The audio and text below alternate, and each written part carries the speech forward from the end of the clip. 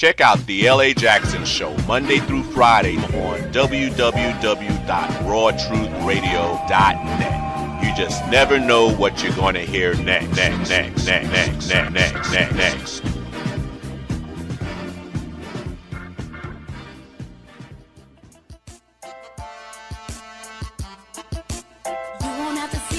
Know just what it feels like. Come over and dance with me. Oh, babe. Won't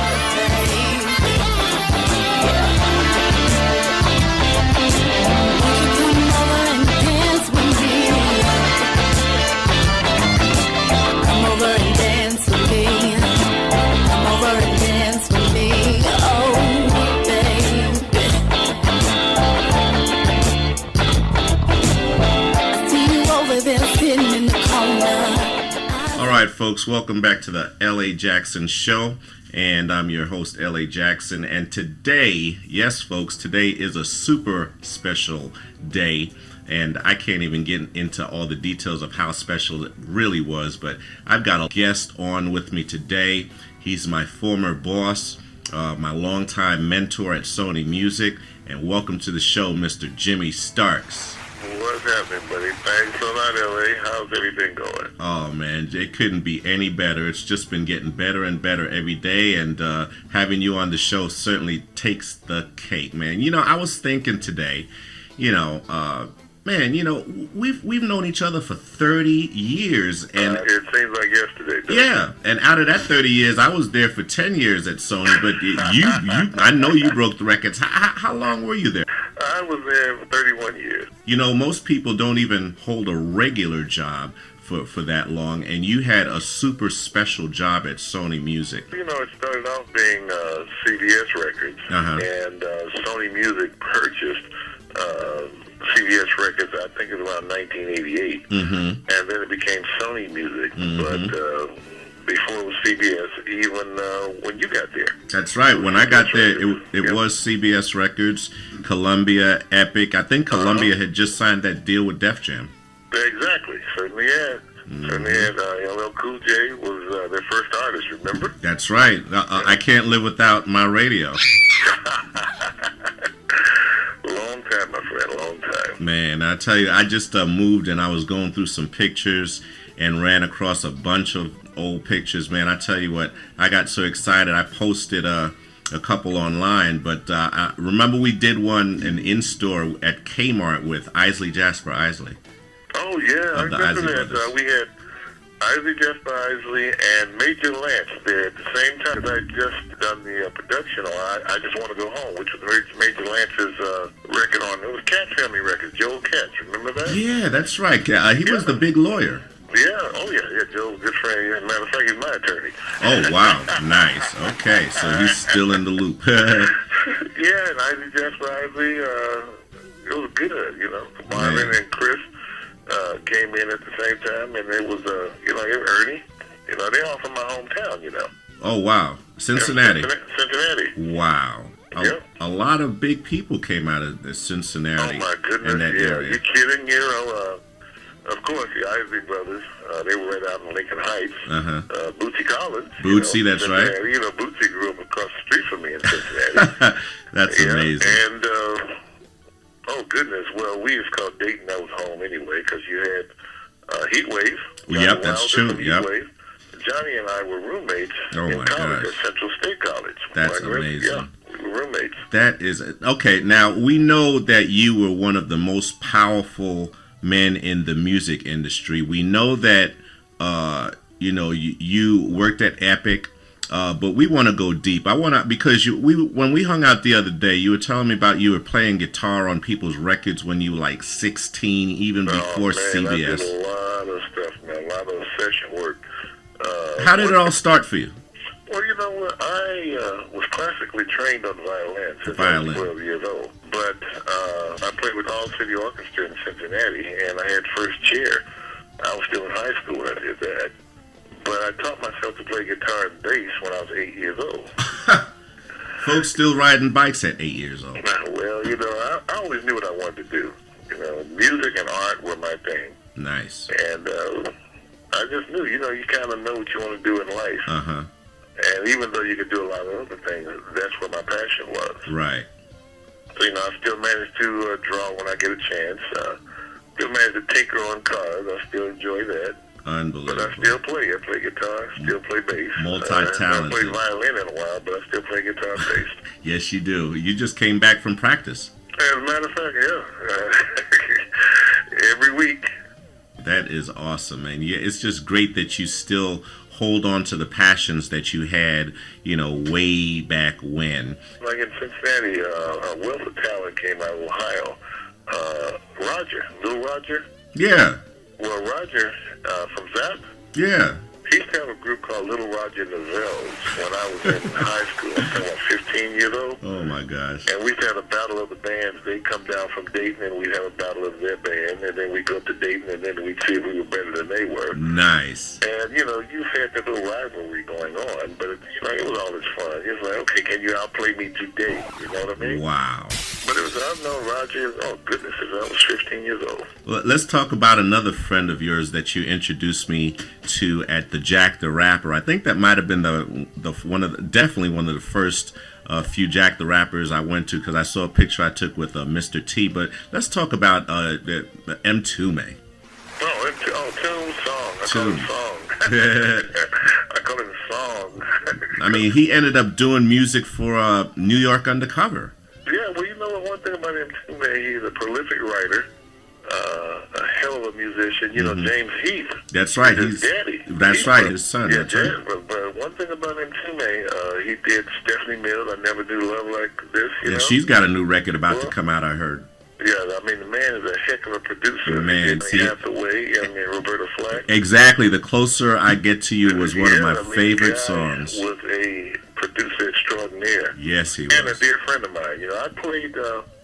He used to record in a studio in New Jersey called Ears. Ears. E-A-R-S. That's right. Eastern Artist Recording Studio. Yeah, exactly. And I remember being at work one day, and he called me and he said, Jimmy, I need you to come and lay down some guitar tracks. Well, you know, my axe was at home. But I had to go and get it, and went over the Ears and laid down some tracks. And he and Tuwatha were doing some tracks, and I laid down some tracks for them. Mm-hmm. But it was fun to be in the studio again, you know? Man, so you've actually logged in plenty of time in the studio outside of the boardroom. I mean, that's kind of covering all the bases. Well, you know, in order to be good at something, you have to continue to hone your craft. You follow me? And you can't hone your craft if you don't work at it. Wow. And you know, you have to play, practice, and just sitting around playing is boring. So you know, you get with some people and you just play with them or go and do studio work. And right now, I have still have my '68 Fender Strat. Worth a lot of money now, and I only use that for studio because it's still numbered under $1 million, worth a heck of a lot of money. Wow, but I only use that only when I'm playing session work. I mean, it has that distinct sound that a Fender Stratocaster will have, and this is a real Stratocaster. Nice. You know, but it sounds really good. Really good. I remember you showed it to me upstairs there. Still have my Fender Precision bass, of course. Classic. But I got an even better one. I still have the first bass guitar that I bought when I was 16, and I have the first electric guitar that I bought when I was 14 years old. I still have them both. Classic. Then we bought it from a pawn shop in Cincinnati, and I still have them both. Well, you're sitting on top of the Jimi Starks Museum. Well, you know what? You kind of save what's dear to you in the memories, you know. So you lived in multiple cities. You played music. You've done recording. Did you do a lot of live playing too? Oh yeah, man. Being on the road, that's where you got the excitement, man. I mean, we would go everywhere and perform. Eddie Thomas, who was my mentor. Eddie Thomas is the person who discovered Curtis Mayfield, and later went on to run Curtown. That's where Curtis and Thomas came from. Eddie probably, well, no, I won't say probably. Eddie had the best ear of anybody I've ever known in the music business. Eddie could hear a hit record and tell you whether it's going to be a hit. He played no instruments. He wasn't trained musically. He just had that knack. He had that instinct, and he knew. And Eddie Thomas is the person who discovered Lakeside. Lakeside, Fantastic Voyage. Out of Dayton, Ohio. Again. Ohio. Another hot group out of that area. Right, and he discovered Chuck Jackson and Marvin Yancey when they became the Independents. I had a big hit called Leaving Me. And later on, they went on to write for Natalie Cole. Marvin ended up marrying Natalie, but Eddie Thomas put the Independents together, and he discovered them also. He's the one taught them to write. He hooked them up and showed them how to write the whole works, even though he wasn't a writer. Wow. So Eddie was my mentor, and Eddie's the one who really brought me out of the studio and taught me the record business as far as promotion, sales, and marketing. Eddie Thomas's School of Hard Knocks in Chicago. Eddie, I still keep in contact with him today. Yeah, I mean, he's one of the three power hitters that you mentioned in a book you let me read a couple pages from. Well, yeah, I'm writing a book, and it's going to be a documentary. It's called Avant, as in Clarence Avant. And everybody knows Clarence Avant. The Godfather. Clarence is the person who had Taboo Records. He's the one who discovered Bill Withers. Man. You know, he had Taboo Records with that SOS Band, of course, and Sherelle on it, you know, Alexander O'Neill. Yep. Here's what I didn't know. What? All the years I worked for Eddie, and all the years I've known Clarence, do you realize that the person who signed the Impressions, Curtis Mayfield and the Impressions, was Clarence Avant? Holy cow. So he got him on the map. Yeah, he was an A&R man for ABC Paramount. Oh, okay. Eddie Thomas took the group to New York, and Clarence signed them. So Clarence was in New York, because wasn't he with Boudar Records too? Well, before he was with this was in the 50s when Clarence signed the Independent. And the 50s. thing about it, man, I mean, I never knew that. Unbelievable. I never knew that Clarence and Eddie were so tight. That's amazing. And when I asked Clarence, I said, Clarence, why didn't you tell me? He said, you never asked. You never asked. Well, how can I ask you if I didn't know? And another thing I found out about Clarence Avant was that he was personal manager for Jimmy Jam, Terry Lewis, L.A. Reid, and Babyface. Oh, absolutely. That's some power. And was chairman of Motown Records. That's just amazing. He was chairman of Motown Records. That's big. And Clarence had a connection with everybody. I mean, Clarence knows everybody in the world. He can pick up the phone and call the president or CEO of any record company, and they will take his call. I remember one time when I was still interning earlier in the Young Jackson days,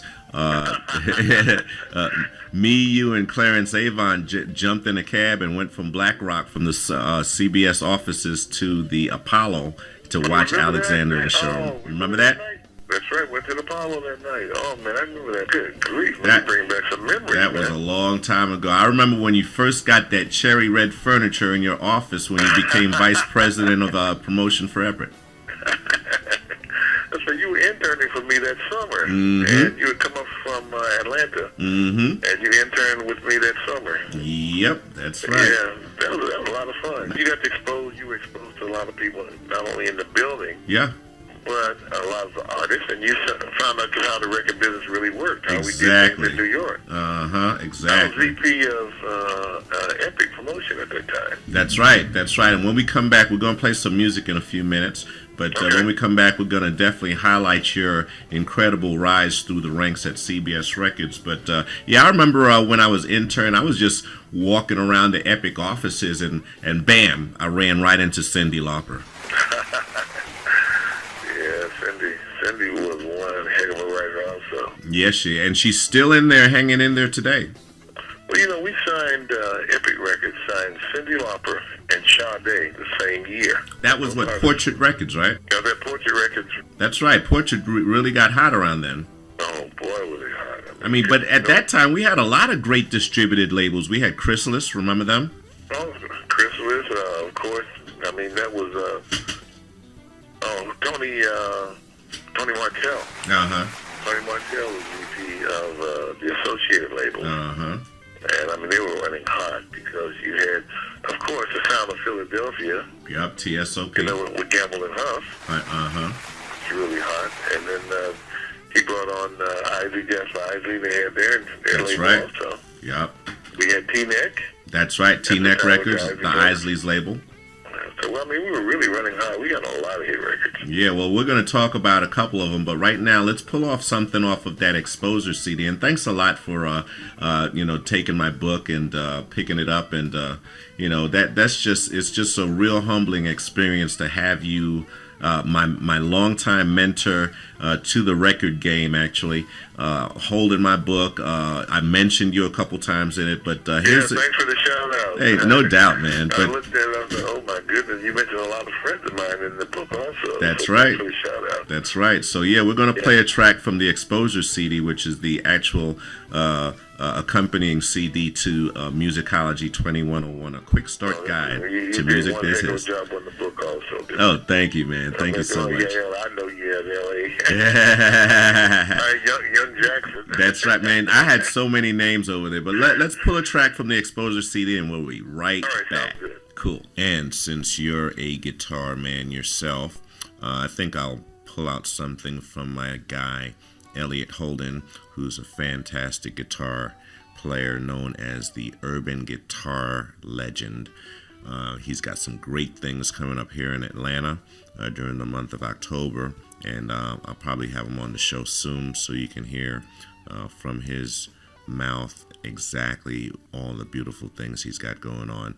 But let's check out this song off of the Exposure CD called Johanny by Elliot Holden. And FYI, that's Elliot's music that you hear playing in the background on most of my shows, so big ups to Elliot.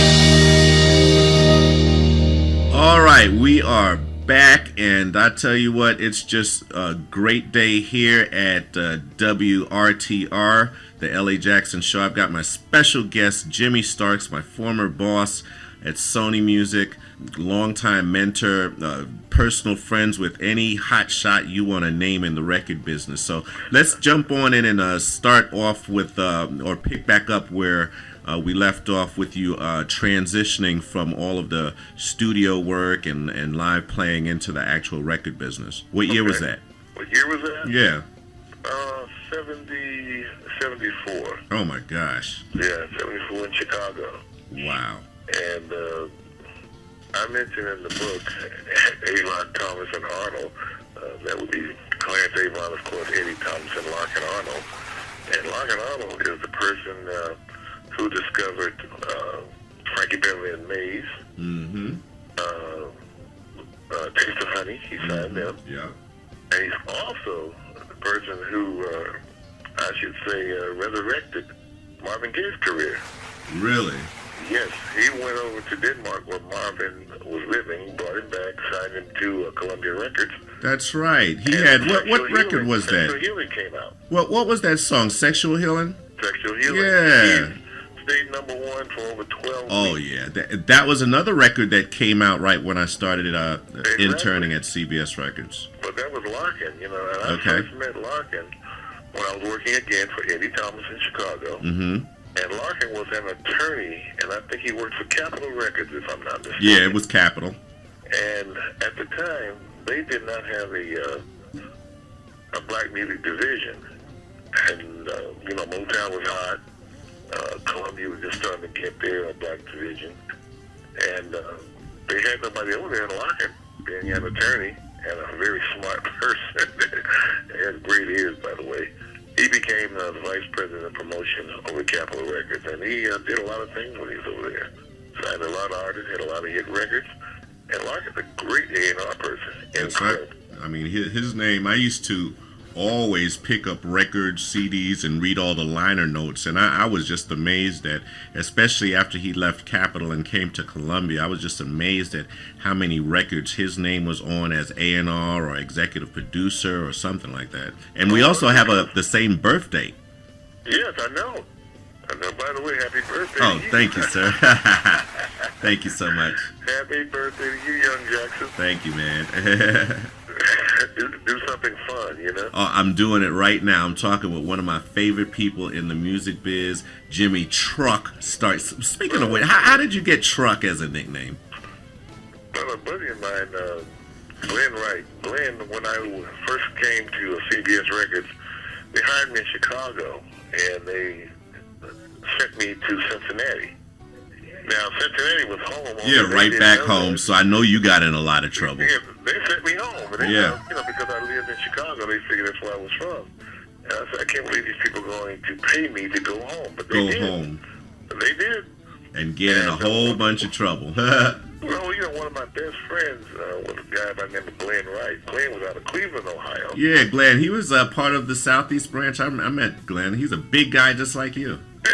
Well, at the time when we were the Midwest branch, you had the Cleveland branch, Cincinnati, of course, and you also had the Chicago branch. It was all under Don Van Gorp. And Glenn, huge guy. We used to call him the Rock. The Rock. And I was Truck. The Rock in the because I was a truck. truck driver. I used to drive semis when I was 18 years old. Man.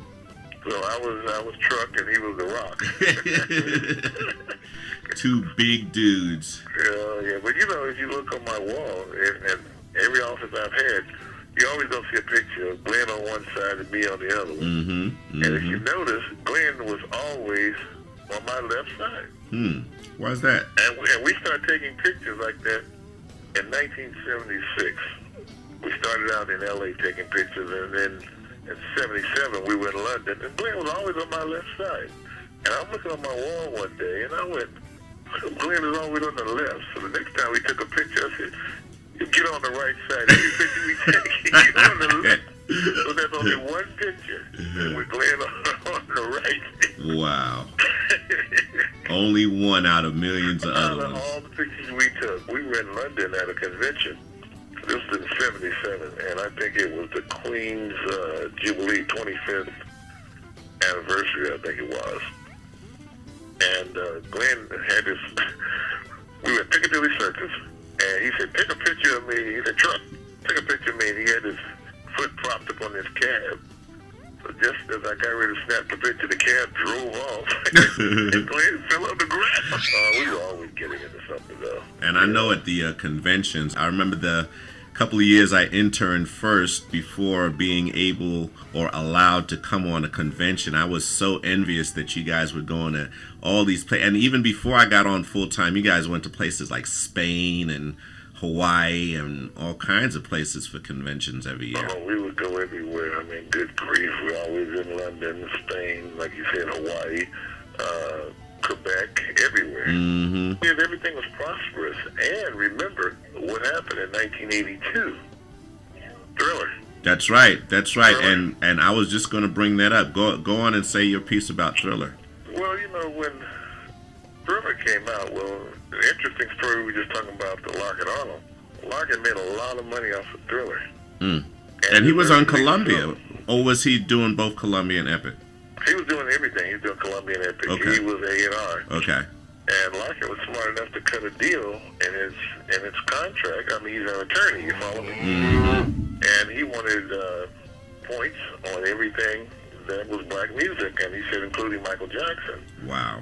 Well, at the time, Epic told him, well, you didn't sign Michael, so we can't really do it. And he said, okay, how many records did Off the Wall sell? This is Michael's previous album. I think they said like 5 million or 6 million or something. And he said, okay, here's the deal. He said, when Thriller comes out, I think he said he wanted a penny on everything over 6 million. Oh, my gosh. And they gave it to him because they figured, well, hey, you know, what's going to do better than Off the Wall? Right. Well, hey, well over 150 million records later, that Lockett's done okay. Now, okay, so 150 million pennies is how much? I don't know. I ain't trying to figure. But Lockett is not hurting. Nah. Yeah, I said God bless him. Yeah, God bless him, man. That's just amazing that he had the insight to just, throw that clause in there. Well, you know, Lockett was smart. You know, he signed New Kids on the Block also. Mm-hmm. You know, with Maurice Starr, the General, remember? Mm-hmm. The General, that's right. You know, that was Lockett and Cecil Holmes that did that. And Lockett signed, Lockett had Cecil Holmes as his A&R person on the East Coast, and Lockett handled the West Coast. Wow, okay. What's Cecil doing these days? You know, last time I talked to him, he was in L.A., but I think he's back in New Jersey, if I'm not mistaken. Wow. Haven't spoken to him in a while, but Cecil is dear friend. He goes back. His name used to be on tons of records, too. Oh, my goodness. Are you kidding? Yeah, Cecil was back with Donna Summer in those days when the disco was hot. Casablanca, all that stuff. Yeah, he was vice president of Casablanca. Unbelievable. Yeah, back, and then he was over at Buddha Records. Yep. And he was at Buddha Records when the Isley Brothers were on Buddha. Oh, okay. Yeah, a history of a lot of people. Yeah, I remember that year that I started interning Cecil Holmes. When I was interning in New York, I ran into him while I was just sitting in your office dilly-dallying, and he walked in and we got to kicking it and everything, man. But jumping back one gear to the Michael Jackson era, what was that like? I mean, Michael Jackson is without question one of the greatest artists of all time, and you got a picture hanging up in your home with you and Michael hugged up, shaking hands, holding Thriller. I mean, what's that like, actually meeting him and talking to him, and even not being funny, but just practically smelling, his breath? Well, you know what? I first met Michael and the Jackson family when Michael was 10 years old. So we had gone back a lot of years. And again, that was through Eddie Thomas, because they were from Gary, Indiana. Okay. But they would do a lot of shows. They would open up for, acts like James Brown or Jackie Wilson and Gladys Knight and a lot of people like that. And in those days, Michael was, he was a little extrovert. I mean, he pulled pranks on you all the time. I mean, he'd tie your shoes together or take your guitar strings off and you go on stage and instead of having 6 strings, you had 2. You know, I mean, he do all kind of things. I remember one day Smokey Robinson said, "I'm going to kill him if I can only catch him." But, you know, Michael was always pulling tricks on you. Dear kid, I mean, you know he had talent when he was such a youngster. But then watching him come up through the ranks and doing Off the Wall and singing with his brothers, the Jacksons, after they left Motown and came over to Epic Records. Mm-hmm. I remember that. We had that, 2100 Jackson Street. Oh, you see, it did really well. And after the success of Off the Wall, which was produced by Quincy Jones, mm-hmm. and then Thriller came around, I mean, it just made him a mega superstar. Mega. I mean, there's no record like Thriller. There never has been a record like Nope. Thriller. I don't think there ever will be in my lifetime. And it's still selling. Oh, continually. Continually. I mean, that is just amazing. I mean, the magic that Quincy Jones and Michael Jackson had was just outrageous. I mean, Quincy's a hell of a producer. Yeah, he is. Just amazing. So, hey, we're going to take another quick break and check out another track off the Exposure 3 CD featuring 19 tracks of artists that I work with here in Atlanta and abroad. And I certainly, after spending 10 years listening to the best music that Columbia, Epic, Def Jam, all those labels put out, I certainly feel that these artists are definitely in that arena that they can be stars, you know, if the right ears follow them. Okay, this is the first lady of Peach City Records, and shout outs to my partner at Peach City Records, Wade Jones. But this is the first lady of Peach City Records. Her name is Kimosha Latoy. And of course, you hear her song all the time when my show comes on because I open my show with it. This is called Eyes Stuck on Me. And watch out for that single coming real soon. You won't have to see like, know just what it feels like. Come over and dance with me. Oh, baby. Yeah. Won't you come over and dance with me? Come over and dance with me. Come over and dance with me. Oh, baby. I see you over there sitting in the corner. Eyes on me looking like you wanna come and dance with me. Why don't you come and dance with me? My eyes on you speaking, saying hi, guy. All the while you play the role of the shy guy. Come over here, see what's up to me. Before someone sees what's up with me, better keep your eyes up on me. Better keep your eyes up on me. Better keep your eyes up on me. Better keep your eyes up on me. And if you wanna be the one that God's envy, come closer, grind slowly while you're near me. You won't have to see like, know just what it feel like. Come over and dance with me. You better keep your eyes stuck on me. Stuck on me, 'cause I want you. You better keep your eyes stuck on me. Eyes stuck on me. You better keep your eyes stuck on me, 'cause I want you. You better keep your eyes stuck on me. The club's jumping loud, playing reggae. I slow wind up till wine to the beat, babe. Slowly caress my skirt. Come closer, come and watch me work. Your boy's choosing, you better make a move, babe. Boy comes over here and make a move, babe. I still got my eye on you. Just like I know you see me too. Better keep your eyes up on me. Better keep your eyes up on me. Better keep your eyes up on me. Better keep your eyes up on me. And if you wanna be the one that God's envy, come closer, grind slowly while you're near me. You won't have to see like, know just what it feels like. Come over and dance with me. You better keep your eyes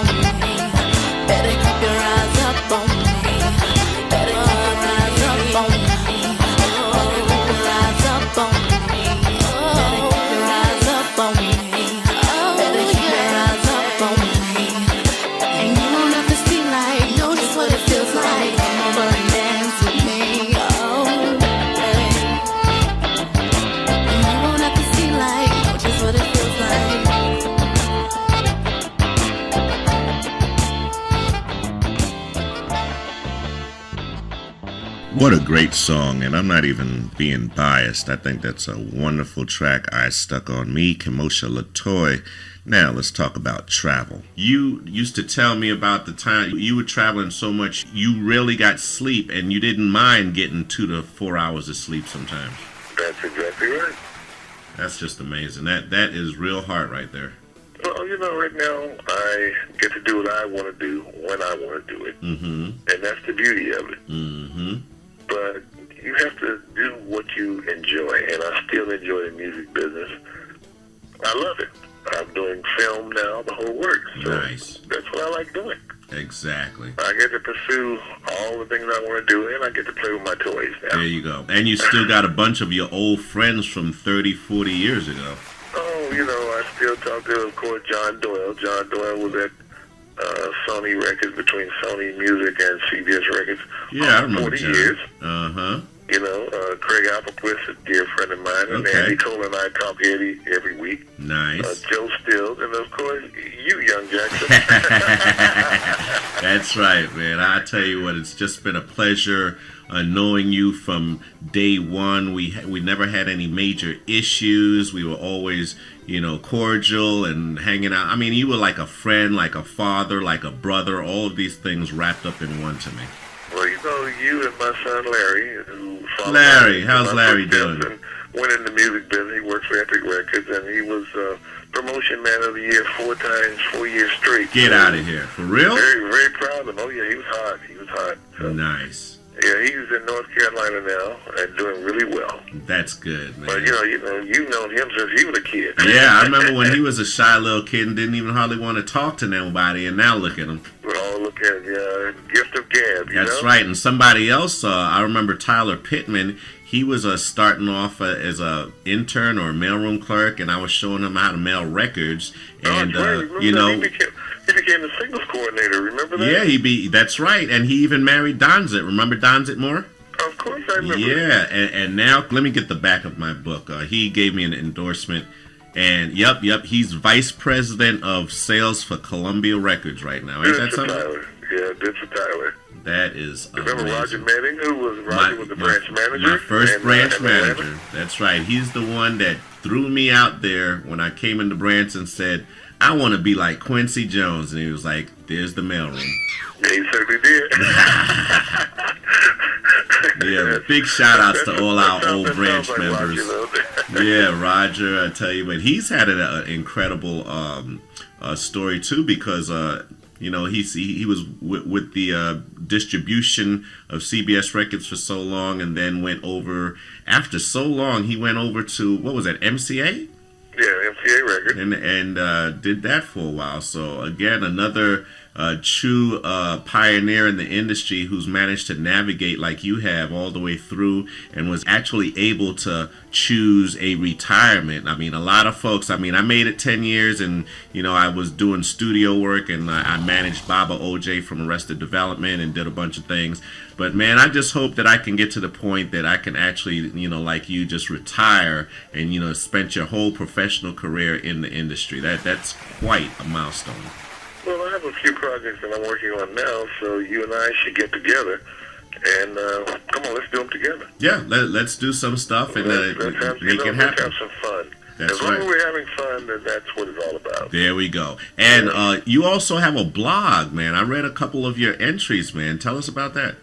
Well, the blog is going to be an extension of the website, and it's jhsmedia.net/blog, and that's I just go in there and talk about things that I feel like talking about that day. No particular subject.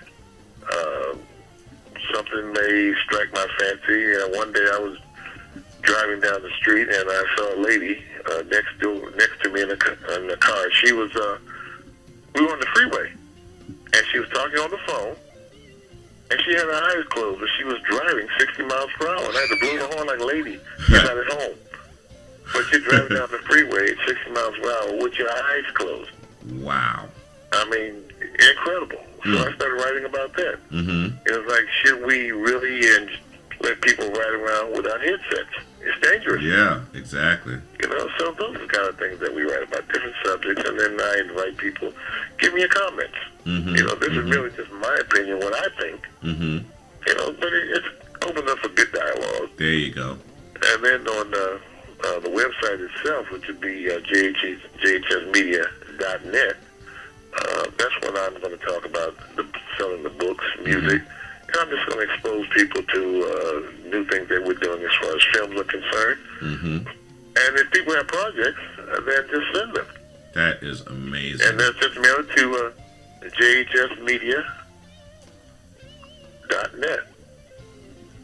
Or just, if you really want to get to me, just go to jhsmedia@bellsouth.net, and I'll get it. That's cool. Can you say it one more time for the people that's taking... jhsmedia @bellsouth.net. That's great. If you have ideas, or if you have music you're trying to expose, or if you're a writer, because I'm putting together a little stable now. I want illustrators, of course. I want writers. I want film people. I want musicians. Because we're just going to put a little thing together, and everybody can share in the wealth. That is excellent. I'm not greedy. But we have to pool the talent. That's right. Pool the talent. What I want to do is try to direct people into fields that they're really good at. You want to manage people. I've managed people, goodness, over 40 years. I think I'm pretty good at it. Oh, yeah, I think so. And when you're running a multi-billion-dollar company and you're responsible for doing your share, and you never miss, I think you're pretty good at what you do. I would concur with that, sir. So let's just get people together. I mean, if you have something you want to just send in. Or LA, they can send it to your website. That's right. And as a matter of fact, we have another network that we should mention. I'm also the marketing director at the Georgia Music Industry Association. That's www.gmia.org. And we got some great people there that help with forming mentorships and all kinds of stuff. And we're always on the move upward. We always have something great happening. So we have a pool that we can at least initially start to tap into. And instead of it just being there, we can actually do some great things with it, Jimmy. Oh, well, let's do it. All right. I'm looking forward to it. Nice. And I really appreciate you having me on. And it's great talking to you, man. I mean, good grief. We go back so many years. That's right. We've done so many things. We have a lot of great memories together. That's right, man. And we got all these old memories. We've got pictures together, history together. And guess what, man? It ain't over. And I'm just looking forward to the future, the new future, with the new wave of what L.A. and Jimmy has cooking. Well, it's going to be a new chapter, That new chapter. I like that. That's perfect. And we still have our little stable together, our people that we work with, and Bird's still writing and still playing. Say hi to Bird for me, man. Still writing and still playing. So cool. He's a heck of a guitarist, and even the grandkids. That's one right. plays saxophone. Nice. And one plays trumpet. Oh my goodness, that's so. wonderful. I mean, they're really good. So let's keep it in the family. Let's make it work. Let's do it. And And I love your book. Thank you so much, man. I gotta tell you, I really love what you've done. I remember when you started writing it. And as I told you, continue to write. Write every day. Really proud of you. Really proud of what you've accomplished, my friend. Well, listen, I do appreciate that, and I certainly am very humbled by you spending time with me. I mean, we planned on talking for a short minute, and we ended up talking and talking. We just can't end because we have so much stuff to talk. We have so much history. So you've got a million other things you could have been doing, but you spent the time with me, and for that I am eternally grateful and humble. You could have been anywhere else. You know so many people. You certainly could have spent the last few minutes, no pun intended, but you certainly could have spent the time somewhere else. So we appreciate you spending time with us, and we hope you come back. We want to talk about some new stuff that we've done since this conversation. So definitely, you always have carte blanche on the L.A. Jackson Show. Well, you know what? I would love to come back. Let's get some things going, and then we can talk about what we've done on the next show. Exactly. That's wonderful. Well, as always, I like to close out the show with one of my sayings, and that is, God wants us all to do something good for Him, but first, we have to do something good for ourselves. I'm L.A. Jackson with my man, my mentor, my buddy, Jimi Starks. Thanks a lot, my friend. Take care, bro. Okay. So let's take it on home with another hot track off the Exposure 3 CD, which accompanies the Musicology 2101, a quick start guide to music biz history book that I wrote. And this one's by Ani. She comes to us by way of Detroit, by way of Nigeria. Her song is called Ori Ihe Geme, and it closes out my Exposure 3 CD. So what a great way to close out the show. Enjoy. We're going to hear much more from this young lady, and stand by for part 2 of our interview series with Jimi Starks coming up soon.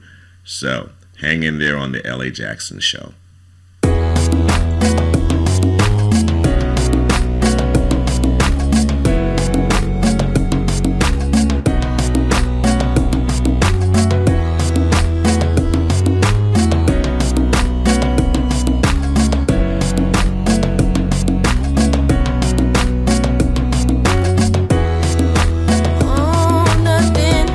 Nothing will happen to you.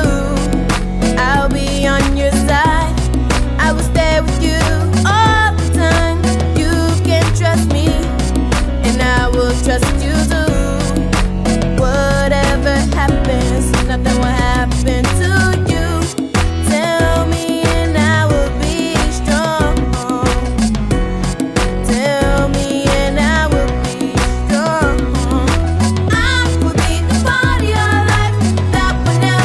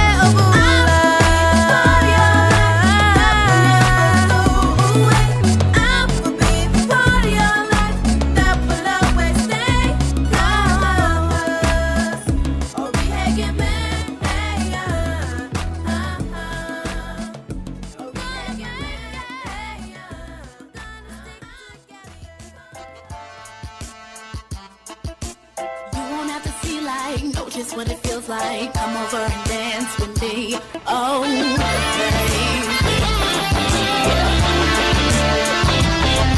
Won't you come over and dance with me? Come over and dance with me. Come over and dance with me. Oh, baby. I see you over there sitting in the corner. Check out the LA Jackson Show Monday through Friday on www.rawtruthradio.net. You just never know what you're going to hear next.